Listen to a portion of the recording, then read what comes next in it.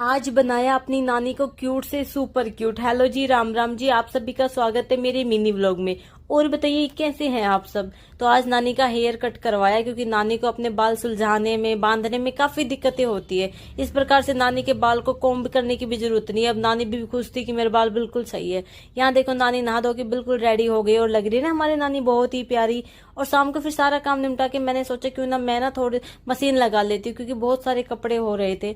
और मॉर्निंग में ना कभी कभी इतना टाइम नहीं मिल पाता कि मैं सुबह सुबह मशीन लगा लूँ, तो मैंने सोचा शाम को ठीक है। शाम को मशीन लगाने में वैसे कोई दिक्कत नहीं होती क्योंकि लोग कहते हैं कि ना खुले आसमान में कपड़े नहीं सुखाने चाहिए।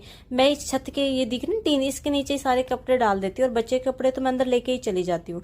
तो एक एक करके सारे कपड़े को मशीन में डाला और जो कपड़े अलग से धोने थे उनको अलग किया, क्योंकि अभी 2-4 दिन पहले मैंने लड्डू के पापा की एक शर्ट का नाश कर दिया जिसके ड्रैकलिंग भी नहीं हो सकती, होएगा तो उसका कलर ही होगा, अदरवाइज उसका कोई ऑप्शन ही नहीं है। तो यहाँ पे नानी के कपड़े को मैंने हाथ से धोया क्योंकि नानी के कपड़ों में बाल थे ना, तो उनको मशीन में नहीं डाल सकती थी क्योंकि सारे कपड़ों में बाल हो जाते। फिर नानी के कपड़े को हाथ से धोकर मैंने मशीन चला दी और मशीन में सारे कपड़े धुलने के लिए डाल दिए। यहाँ पे कपड़े धुल रहे थे इतने मैंने बिलगनी को साफ कर लिया क्योंकि बस अब कपड़े धुलने में किया ज्यादा टाइम लग रहा था।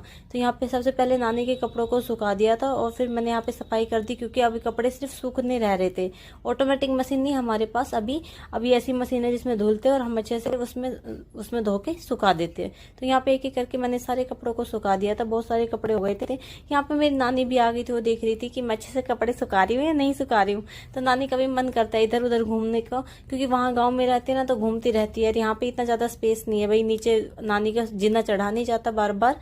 और यहाँ पे फिर रात को नानी ने लड्डू को अच्छे से पढ़ाया कि बेटा समझ ही नहीं आ रहा था नानी लड्डू को पढ़ा रही थी या लड्डू नानी को पढ़ा रहे थे।